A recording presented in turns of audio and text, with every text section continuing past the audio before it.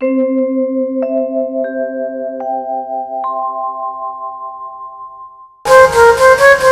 बाबा जब मथुरा पहुंचे हैं और वसुदेव जी को यह समाचार मिले तो वसुदेव जी नंद बाबा से मिलने के लिए कंस से छुप के और बाबा से मिलने अवमोचन पर पहुंचे। वसुदेव जी कंस के बहनोई थे, बहन देवकी के पति, और इतने दिन कारागार में रहते हुए हो गए थे तो कारागार के सब अधिकारियों से जान पहचान थी ही। सब अधिकारी सम्मान भी करते थे, हमारे राजा को बहनोई है भैया। इसलिए कभी वसुदेव जी को कोई विशेष कारण से कहीं जाना हो तो धीरे से, कंस तक सूचना ना हो, धीरे से व्यवस्था कर रखी थी, चले जाओ चले जाओ। आजकल भी ये व्यवस्था होती है, कोई कारागार में रहे तो उसकी व्यवस्था। बस महाराज वसुदेव जी अवमोचन पर नंद बाबा से मिलने पहुंचे और नंद बाबा को लाला कन्हैया के जन्म की बधाई दी है। नंदराय जी बधाई है, आपका बेटा भयो है।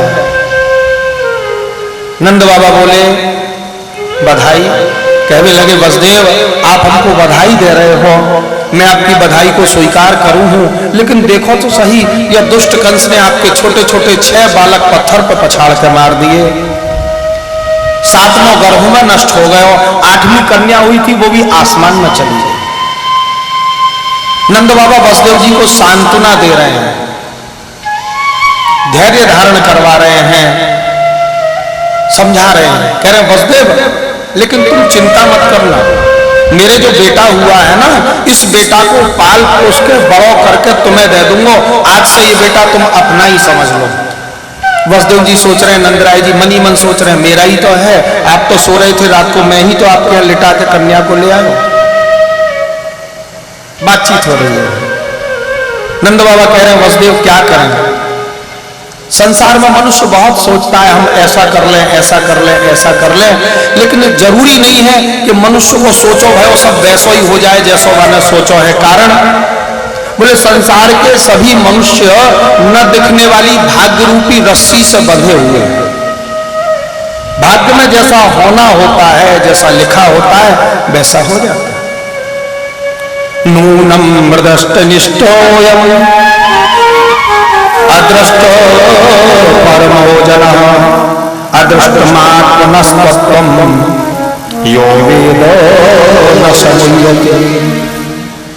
नंद बाबा और वसुदेव जी आपस में बातचीत कर रहे हैं। वसुदेव जी कह रहे हैं नंदराय जी ये कंस के राक्षस पृथ्वी पर जा जाकर छोटे छोटे सब बालकों को मार रहे हैं, कहीं कोई गोकुल के बालकों को मारने ना पहुंच जाए। आप जल्दी से वार्षिक कर जमा करो और गोकुल लौट जाओ।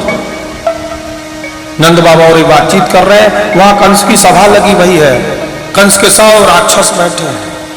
कंस कह रहे हो भैया तुमने पृथ्वी के सब छोटे छोटे बालकन को नष्ट कर दियो, गोकुल के बालक बचे हैं, नंद बाबा के यहाँ एक बेटा हुआ है, कौन जाएगा गोकुल? ये कंस के जितने भी मित्र हैं, राक्षस हैं, ये ब्रज में जाने से डरते हैं। क्यों? बोले ब्रजवासियों के पास भगवान की भक्ति रूपी शक्ति है। ये भक्ति धर्म ये जवानों को धर्म है, बुढ़ों को धर्म नहीं है।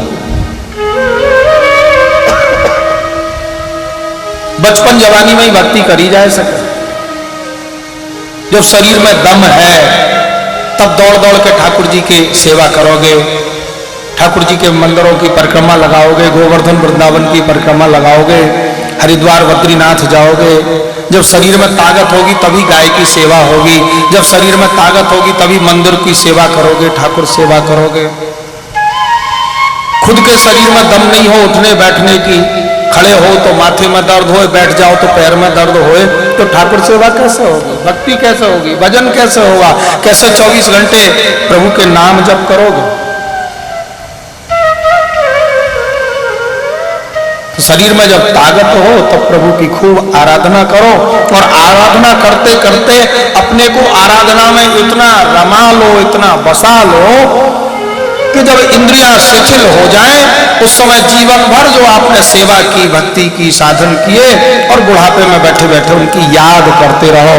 चतुर्थावस्था, वृद्धावस्था, जब इंद्रियां शिथिल हो जाती हैं, जब पैरों में चलने की ताकत नहीं रहती है, जब हाथों में कुछ उठाने धरने की, लकड़ी पकड़ने की भी ताकत नहीं रहती है, जब आंखों से दिखाई बंद हो जाए, कानों से सुनाई बंद हो जाए, तब अपनी चारपाई में पड़े पड़े उन बातों को याद करते रहो। वृंदावन गए थे, गोवर्धन गए थे, गोकुल गए थे, बद्रीनाथ गए थे। जीवन भर गए होंगे तभी तो याद करोगे। पूरा जीवन गेटवे ऑफ इंडिया और इंडिया गेट के चारों तरफ घूमने में निकाल दियो तो अंतिम समय गोवर्धन और वृंदावन कहां से याद आएगी। जीवन भर चलचित्र देखते रहे, बंबई के देवी देवताओं की उपासना करते रहे, तो फिर अष्ट सखाओं की याद कहां से आएगी, ब्रज गोपियों की याद कहां से आएगी, राधा रानी, श्याम सुंदर, मर्यादा पुरुषोत्तम राघवेंद्र सरकार, राम जी की याद कहां से आएगी। अयोध्या गए होगे, राम जी की भक्ति की होगी, वृंदावन गए होगे, श्याम सुंदर से लाड़ लड़ायो होगा, तभी तो उस अवस्था में बैठे बैठे आनंद लेते रहोगे। ये भक्ति धर्म शक्ति से वेदों में भी कहा है, नायम आत्मा बलहीन लभ्य। श्रुति कहते हैं, श्रुति कहती है कि नायम आत्मा बलहीन लभ्य, जिनकी आत्मा बलहीन है, जो आलस्य छोड़ के अपने मन में निश्चय करके कि हमको स्नान करना है, हमको भजन करना है, हमको सेवा करना है, हमको अच्छे काम करने, ऐसा जो दृढ़ संकल्प लेके अपने विल पावर में निर्णय लेके और जो ऐसा सोचे नहीं वो कर नहीं पाता। जिनको आत्मा बलहीन है, जो आलस में पड़े रहते हैं, अभी तो 9:30 बजे हैं, 9:45 पे जगेंगे, 10 बजे ऑफिस जाना है, 9:45 तक सोते। ऐसे करोगे तो कैसे काम चलेगा। इसलिए कंस के जितने महाराज राक्षस सब डरते हैं ब्रज में जाने से। ब्रजवासी घी दूध दही मक्खन खाने वाले, सुबह 3 बजे जग के व्यायाम करने वाले महाराज, राक्षसों को डर। तभी पूतना नाम की राक्षसी बीच सभा में खड़ी हुई, कंस से बोली, महाराज मैं जाऊंगी गोकुल के बालकन को मारवे के काज।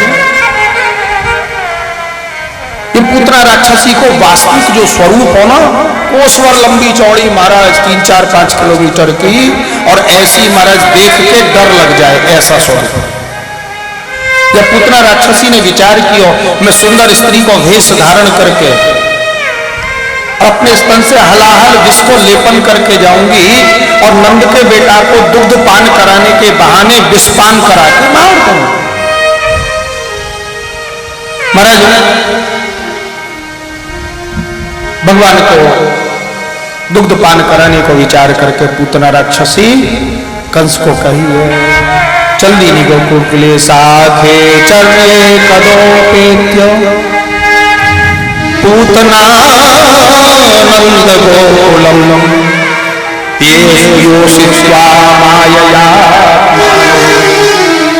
प्राविश कामचारण। ये कैसी आई है? बोले योषिता बन के आई है, कपट रूप धारण करके आई है। स्वभाव के आधार पर, गुण के आधार पर, आचरण और संस्कार के आधार पर 3 तरह को वर्गीकरण किया है स्त्रियों को, नारी, योषिता, वनिता। नारी निम्न कोटि, नरस्य अरि नारी, जो स्वयं भी अच्छे काम नहीं करे और किसी को करने भी ना दे। इनको स्नेह कैसा है? बोले नील राज के समान, जैसे कपड़े में नील चढ़ाओ, अच्छी तरह से वस्त्र धो, नील छूट जाए, ऐसे ही इनको स्नेह है, केवल दिखावटी हो। नारी बेवस नर सकल गोसाई, नारी बेवस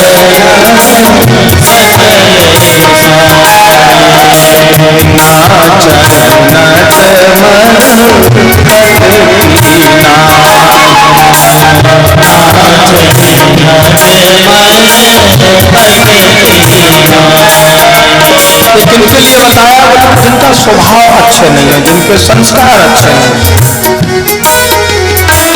जो स्वयं अच्छे काम नहीं करें और करने दें, वो निम्न कोटि की जो स्त्री है उनको नारी, और जो मध्यम कोटि की है, बीच की है, कुछ अच्छी कुछ उनको योषिता करना।